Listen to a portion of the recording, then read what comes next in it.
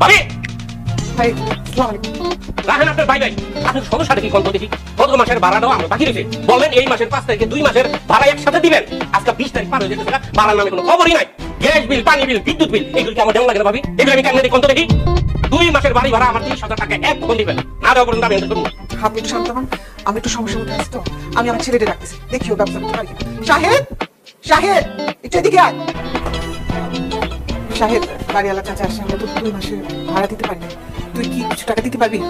না কি বলছো, আমার কাছে তো কোনো টাকা পয়সা নেই, তাছাড়া আমি তো বেকার, ইনকাম করি না, আমি কিভাবে দেবো বলো? সাহেব তো ঠিকই বলছে হ্যাঁ বেকার মানুষ হ্যাঁ ভাড়া দিব কেমনে আমি বুঝি না ভাবি আপনারা এতদিন বাসা ভাড়া কেমনে চালাইছেন ভাই সাহেব, আমার বড় ছেলে মিজান ওই বাসা ভাড়া দিতে, আমাদের এসব নিয়ে কোনো চিন্তা করতে হবে না, এখনো তো নাই, এই জন্যই সমস্যা করছি।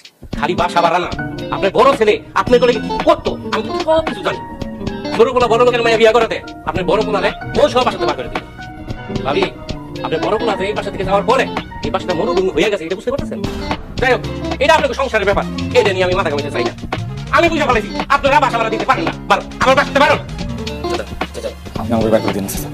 স্যার আমার শ্বশুর অনেক বড় স্যার, আমি আমার শ্বশুরের কাছে টাকা নিয়ে এসে তারপর বাড়ি ভাড়া দিয়ে দেবো স্যার। আচ্ছা ঠিক আছে 2 দিন সময় দিলাম এই 2 দিনের মধ্যে জানতে পারো টাকা না আমার দিয়ে দাও আমি একটু বাসাতে বার করে দেবো শাহেদ, তোর শ্বশুরের কাছ থেকে একটু টাকা নিয়ে আয়, তো বিপদে পড়বো, বাসা থেকে বের করে দিতে বাবা। হ্যাঁ আমি দেখি। সাহেব, আমি আমাদের বাসায় চলে যাচ্ছি। কি বলতেছো তুমি, হঠাৎ করে তোমাদের বাসায় কেন চলে যাবা? তো কি করবো? দুপুরে মারা যাবো? বাড়ি এলে এসে বাসা বাসা ছিল পালা করছে, বাসায় কোনো বাজার নাই, থেকে খাওয়া দাওয়া করতে পারছি না, সবই করতে পারছি না। আমি ছোটবেলা থেকে অভাব দেখিনি, আর এই অভাবের সংসার থাকতে পারবো না। তুমি অভাবের সংসারে বড় হয়েছো, তুমি মাকে নিয়ে থাকো, আমি গেলাম। আমার কথা শোনো। বৌমা, জানা তো চলে গেল এখন। আচ্ছা, এখন যাক, কালকে আমি আর তুই মিলে বিয়ারে ঘুরে যাবো, বোমারে নিয়ে আসবো আর বাসা ভাড়াটা নেবো।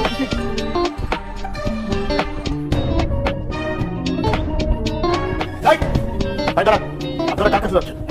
কার কাছে মানে? আমরা তো আপনার কাছে আসছি বিয়া সাহেব। আমার কাছে কেন করা হচ্ছে? আপনারা কারা? কি বলছেন, আমাদেরকে চিনতে পারছেন না? মানে আমি আপনার মেয়ে জামাই শাহেদ, আর আমার মা। জামাই ছিলে কিন্তু এখন নাই, এবার ভুলে যাও। আমার মেয়ে আমার পরিষ্কার করে জানিয়ে দিয়েছে তোমার মতো একটা বেকার ভাড়া নিয়ে হতদরিদ্র ছেলের সঙ্গে সে সংসার করবে না। ক্লিয়ার? না আমি আপনার কথা বিশ্বাস করি, আপনি নিশ্চয়ই কথা বলতেন। বিশেষ না করে আমার কিছু যায় আসে না। আমার ড্যাড যা বলছে ঠিকই বলেছে, আমি তোমার মতো ভালো মানুষের সাথে কিছু সংসার করবো না। তাই না ড্যাড? কি বলছো তাই না? তুমি আমাকে ভালোবেসে বিয়ে করেছিলে? হ্যাঁ, এটা ছিল, তো কি হয়েছে? তখন আমার আবেগ কাজ করছে, বিবেক কাজ করে নাই। আর আমি যদি জানতাম যে তোমার ফ্যামিলি এত গরিব বা এত অসহায়, আমি তো কখনোই তোমাকে বিয়ে করতাম না। দেখ, এদিকে ঘা ধাক্কা দেবে করলাম। এরকম বলো না বৌমা, আমার ছেলেটা তোমার অনেক ভালোবাসে, তোমার ভালো রাখার জন্য, তোমার সুখে রাখার জন্য আমার বড় ছেলে বড় বৌমার বাসা থেকে বের করছে। তুমি সংসারটা থাকো না, আমি নিয়ে যাই করবো, আমি ভিক্ষা করবো, চলো বাসা চলো। যাই, ছোট লোক নোংরা মূল্য কথা বলে, আপনার সাহস কি করে আমার হাত ধরে? হ্যাঁ ড্যাড, আমার হাতটাই নোংরা হয়ে গেল, ছি ছি ছি। তুমি দাঁড়িয়ে দাঁড়িয়ে কি দেখতেছো? এদিকে ঘা ধাক্কা দেবে করে দাও। কেন আপনার বেরো? অনেক হয়েছে, অনেক সহ্য করে আর পারছি না। জানবেন? আমি আমার বউকে ছাড়া এখানে এক পাউন্ড নেবো, আমি ডাইনাকে আমার সাথে করে নিলাম। তাহলে তার বাড়ি ডাকতে হচ্ছে আমাকে। যদি সামান্যতম মান সম্মান বলতে কিছু থাকে, আমার বাড়ি থেকে ঘুরতে গেছে ভেবে যাওয়া উচিত।